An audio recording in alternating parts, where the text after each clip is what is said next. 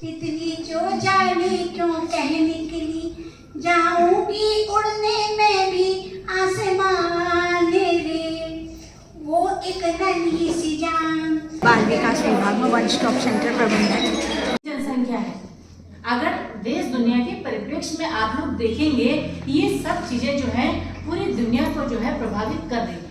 Hello everyone, बड़ों को प्रणाम, छोटू को ढेर सारा प्यार और आशीर्वाद। मेरे आर्मी वाले भाई बहनों को, मेरे किसान भाई बहनों को सैल्यूट। मैं पुष्पा दोसात उत्तराखंड के सुंदर से बागेश्वर जिले के गरुड़ ब्लॉक से आप सबका स्वागत और अभिनंदन करती हूँ। अभी ब्लॉग की शुरुआत करती हूँ मैं मॉर्निंग से। तो सुबह सुबह का काम मेरा हो गया है, तो फटाफट से मैं भी हो लेती हूँ तैयार। और मेरी दोस्त का भी फ़ोन आया है कि मैं आधे रास्ते में पहुँच गई हूँ, और फिर चलते हैं हम अपनी ड्यूटी की ओर। आप बने रहे मेरे ब्लॉग में। तो आजकल अगर हम मौसम की बात करें ना, मौसम अभी भी बहुत ज़्यादा ठंडा है, जो कि आप मेरे टोपा पहनने से ही पता कर सकते हैं कि अभी भी पहाड़ों में बहुत ज़्यादा ठंडे हो रहा है। और कल रात में बहुत ज़्यादा बारिश भी हुई, अभी तो रुक गई है थैंक गॉड, लेकिन अभी भी चारों ओर कोहरा ही कोहरा हुआ है। हम पहुंच गए हैं अपने हॉस्पिटल के सभागार में। बेटी बचाओ बेटी पढ़ाओ जो हम लोगों का अभियान है, उसको 10 साल पूरे हो गए हैं, तो उसी का प्रोग्राम आज यहाँ पे हो रहा है। और यहाँ पे हमारे आंगनबाड़ी विभाग से, स्वास्थ्य विभाग से सभी बड़े अधिकारी लोग भी यहाँ पे आए हैं, तो सभी अपने अपने विचार को यहाँ पे रखेंगे। हमारी बेस्ट फ्रेंड बाल विकास विभाग में वन स्टॉप सेंटर प्रबंधक, तो आज ही हमारे ट्रेनर हैं, हमारी बेस्ट फ्रेंड पहले से स्वास्थ्य विभाग में ही काम करते थे। रेखा मैडम भी आ गए हैं।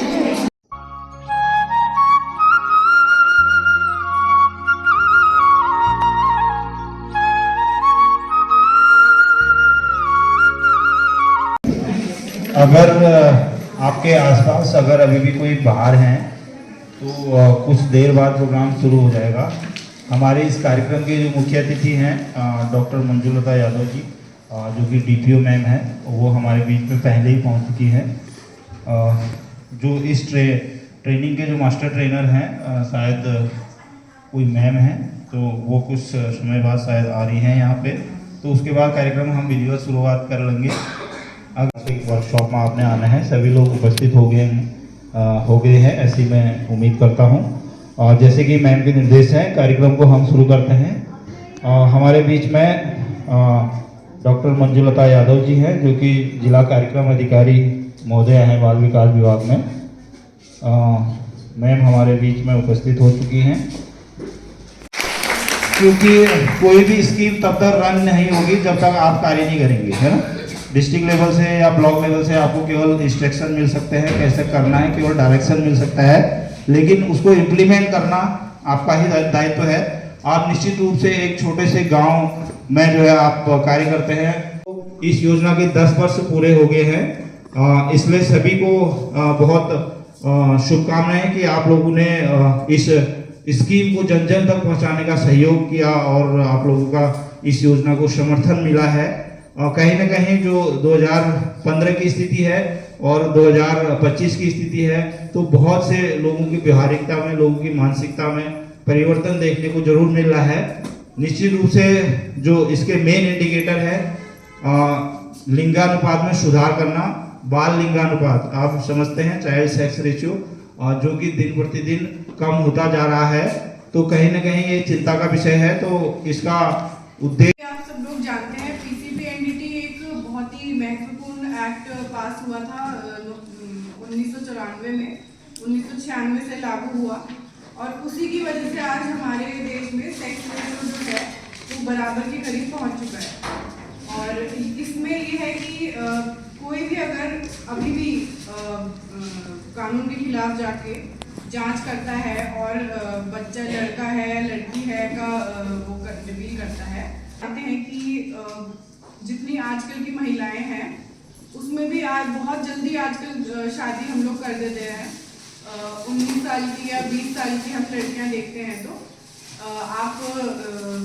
आप ही लोगों के कारण, ये आशा लोगों के कारण ही ये सारी अवेयरनेस इस बात पे पहुंची है और अब लोग काफ़ी अब ये चीज़ नहीं होती है कि सेक्स रेशो कोई सेक्स डिटर्मिनेशन करना चाहता है।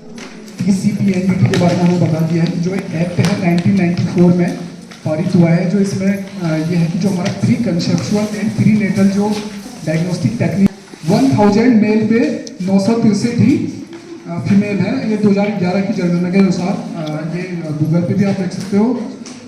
ये कोई भी कानून जब हमारा देश बनाता है ना, तो समाज में कुछ ना कुछ ऐसी चीज़ें हो रही होती हैं जो अविधिक होती हैं या इलीगल होती हैं, जिसको हम साधारण भाषा में कहते हैं कि गलत हो रहा है समाज में। तो गलत चीज़ों को रोकने के लिए कुछ नियम बनाने की ज़रूरत होती है, वरना इतनी अराजकता हो जाती है समाज में कि उसको फिर समेटना या ठीक करना बहुत मुश्किल हो जाती है। तो कुछ चीज़ें ऐसी होती हैं, इसलिए कानून सरकार क्या होती है, कानून बनाती है। क्या होता है कि लड़कों को ज़्यादा प्रेफरेंस दी जाती है। मतलब अगर बच्चा होता है घर में तो सबको यही आशा होती है कि लड़का पैदा हो, बेटा पैदा हो और बेटी पैदा ना हो। ठीक है, यही होता है, आप सबको पता है। तो इन्हीं चीज़ों को क्या हुआ, इन्हीं चीज़ों को देखते हुए हमारी भारत सरकार ने एक कानून बनाया PCPNDT एक्ट, यानी गर्भधारण से पहले और प्रसव से पहले लिंग चयन करना जो है लिंग चयन प्रतिषेध अधिनियम बनाया। मैं श्रीमती षष्ठी कांडपाल, जो वन स्टॉप सेंटर में वर्तमान में प्रबंधक के तौर पर 5 साल से कार्यरत हूँ। तो लगातार फील्ड में कार्य करते हुए हमें इस प्रकार की जो भी कार्यशाला चलाने की ज़रूरतें पड़ रही हैं, और अभी आज जो हमारी टीका अधिकारी मैम के द्वारा ही जो ये कार्यक्रम आयोजित किया गया, इसलिए किया गया क्योंकि हमारी आशा बहनें, आंगनबाड़ी बहनें, चाहे बाल विकास विभाग हो चाहे स्वास्थ्य विभाग हो, दोनों ने मिल के यहाँ पे आप काम करते हैं। तो दोनों का क्या है, अपने कार्यक्रम को चलाने में पूरा सहयोग देने का है। तो मैं आपको थोड़ा जानकारी दे दूँ कि वन स्टॉप सेंटर क्या है और वन स्टॉप सेंटर वर्तमान में कहाँ पे है और क्या इसके द्वारा हम आप लोगों को यानी हमारे क्षेत्र में जो सुविधाएं मुहैया कराई जाती हैं। तो वन स्टॉप सेंटर जो स्कीम है वो एक छत के नीचे है ना, एक ही छत के नीचे 18 साल से नीचे की बालिकाओं को और महिलाओं को सुरक्षा देने का काम करता है। और एक छत के नीचे, जैसे छतरी एक डंडे से हम लोग एक बरसात में बच जाते हैं, तो इसी प्रकार हमारे आजीवन में जो भी हमें कई प्रकार की समस्याएं होती हैं, तो उनसे उबरने के लिए वन स्टॉप सेंटर निरंतर 24/7 कार्य करता है। और इसमें एक छत के नीचे जो बता 5 प्रकार की सुविधाएं वो मुफ्त महिलाओं को दी जाती है। तो इसमें है एक सुविधा है जो वन स्टॉप सेंटर वाला दी जाती है, तो पुलिस सहायता।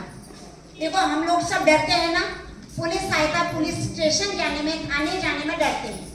किसी भी प्रकार की अगर हमारे साथ कोई भी संकट इस प्रकार का आ गया कि हमें पुलिस से अगर मान लो डर लग रही, वहाँ तक जाने, थाने तक जाने का अगर हमें FIR दर्ज करनी है, कोई परेशानी हो, तो आप कहाँ कर सकते हैं, अपनी समस्या को बता सकते हैं वन स्टॉप सेंटर। क्योंकि जो मीना रावत SI मैडम है वो भी वन स्टॉप सेंटर में नामित है। तो वन स्टॉप सेंटर के द्वारा पुलिस सहायता भी दी जाती है, आपको पता होना चाहिए। दूसरा है एडवोकेट, वकील, विधिक सहायता। अभी आपने अंजू पांडे मैडम को सुना ही है ना, वो वन स्टॉप सेंटर में ही मतलब अधिवक्ता के पद पर उपस्थित है, कार्य करते हैं। और तीसरा स्वास्थ्य सुविधा जो आप लोग दे रहे हैं, स्वास्थ्य लाभ दे रहे हैं, तो ऐसी अगर किसी महिला को लगता है डिस्ट्रिक्ट बागेश्वर में अपने स्वास्थ्य संबंधी अपने को दिखाना है या कोई परेशानी है या मेडिकल उसका जांच करवानी है, तो जो वहाँ पे क्या है पैरामेडिकल के पद पर रोशनी मैडम है, वो यही काम करती है। अगर किसी के साथ कोई अपना सहयोगी साथी या नहीं है तो वो वन स्टॉप सेंटर ये सहायता भी ले सकता है। और एक महत्वपूर्ण, देखो हमारे गरुड़ क्षेत्र में आप लोगों को पता होगा, निरंतर महिलाओं के साथ कई प्रकार के ऐसे उत्पीड़न या शिकार या मान के चलिए उनके साथ घरेलू हिंसाएं हो रही हैं, और उन लोगों को जहर खाने मतलब मरने तक की नौबत आ जा रही है। हो रहा है नहीं हो रहा है आप लोगों के क्षेत्र में? हो रहा है ना। ये जो हमारी महिला है अगर सजग होगी, सहज होगी, तभी अपने को वो बचा सकती है ना। इतनी बड़ी स्कीमें सब जगह चल रही हैं, थाने, कोर्ट, कचहरी, अब ये वन स्टॉप सेंटर भी आ गया। लेकिन उसके बाद भी उनको ये जानकारी कि उनके साथ जब सहयोग करने के लिए सब हैं, तो क्या उन्हें मरने की आवश्यकता है? नहीं थी ना, तो इस ऐसी किसी समस्या किसी महिला के साथ आ जाती है तो वन स्टॉप सेंटर तो 5 दिन का कहते हैं अस्थायी आश्रय भी देता है। 5 दिन तक उसको वहां रहने की सुविधा भी है, 5 दिन तक वो खा पी के रह सके, छुप सकती है। क्यों? सखी वन स्टॉप सेंटर दोस्त बन के 12 का जहाँ पे स्टाफ कार्य कर रहा है तो उनको बढ़िया एक पारिवारिक माहौल दे करके उसका वहाँ पे भरण पोषण करता है, 5 दिन तक उसको रहने की सुविधा देता है। उसके बाद अन्य कार्रवाई होती है उसकी समस्या को सुन के उसकी समस्या का समाधान करने की। फिर उनकी फैमिली के द्वारा या जिसने भी उसे परेशान किया फिर आगे उनकी फैमिली से बात करके उनको वहाँ पर बुलवा के फिर फैमिली मैटरों को सुलझाया जाता है काउंसलिंग के माध्यम से। समझ में आया? जो वन स्टॉप सेंटर है काउंसलिंग भी करता है। किसी भी फैमिली में अभी हमने आपको कह रही अगर लड़ाई झगड़े मुद्दे हो जाते हैं, चाहे पति पत्नी सास ससुर किसी के भी, अड़ोसी पड़ोसी या कई प्रकार की होती है ना समस्याएं, तो उन समस्याओं को भी वन स्टॉप सेंटर में या तो कार्यालय में बुलवा के दोनों फैमिलियों को काउंसलिंग के माध्यम से समझौता करवाता है, या अगर कोई ऐसी पीड़िता भी होती है जिसके पास टिकट नहीं होता, पैसे आने तक के वन स्टॉप सेंटर में आने तक का उसके पास कोई साधन ना हो, तो यहाँ के कार्मिक क्या करते हैं उनके घर जाके भी उस केस की समस्या को सुनते हैं और समस्या को सुलझाते हैं। तो आया ना समझ में? देखो कितनी प्रकार की समस्याओं को सुन रहे हैं। कोर्ट की सुविधा, पुलिस सुविधा, स्वास्थ्य सुविधा, विधिक सहायता, सब उनको काउंसलिंग और अस्थायी आश्रय सब दिया जा रहा है ना।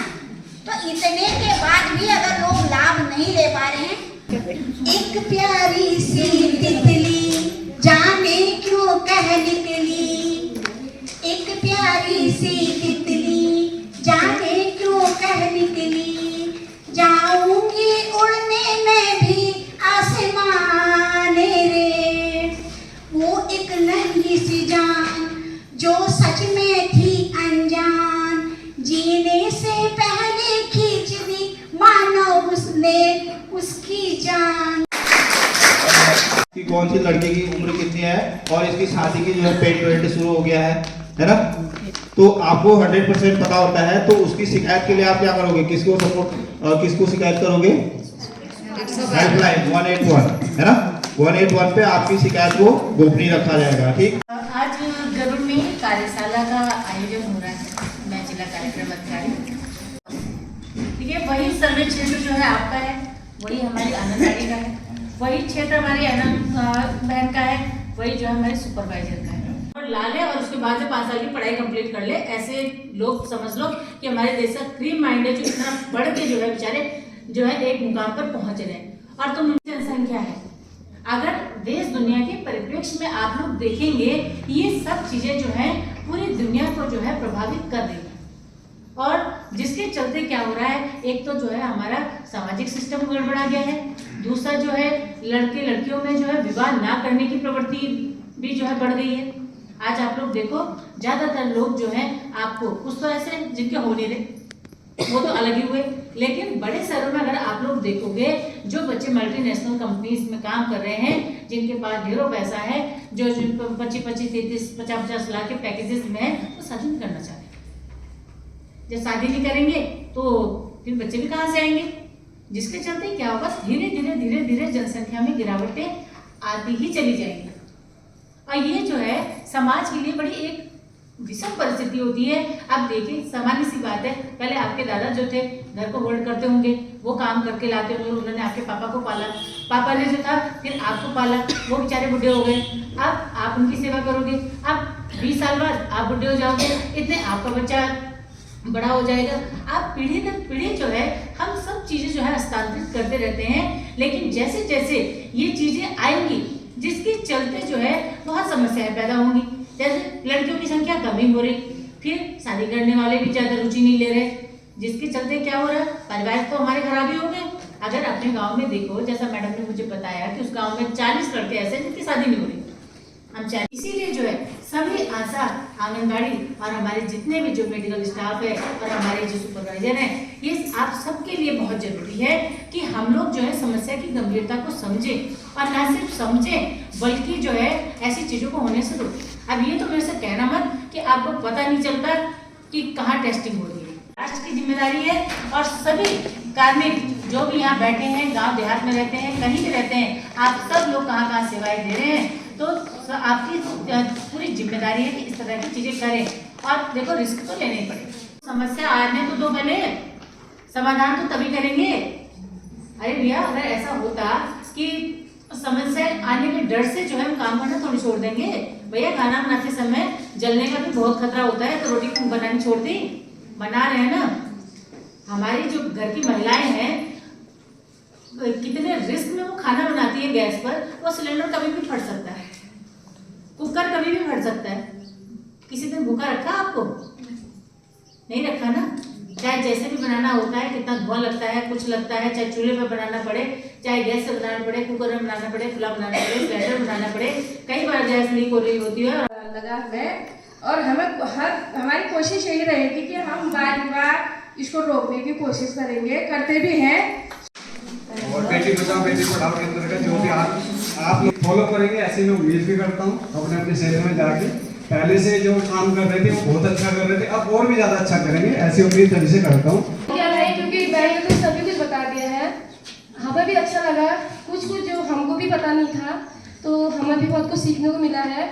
और मेन मुद्दा तो ये है कि जब हम आशा और आंगनबाड़ी के साथ मिलकर काम करेंगे, तभी हमारा रिकॉर्ड भी सही रहेगा, तभी हमारी रिपोर्ट भी सही जाएंगे। एंड हम CHO, आशा, आंगनबाड़ी, हम इतने लोग का एक रिकॉर्ड होना चाहिए। हम लोगों ने मिलकर काम करना है, तभी हमारे गांव की सूचनाएं भी जो है एकदम सही तरीके से जाएंगे। सभी का आभार प्रकट करते हैं।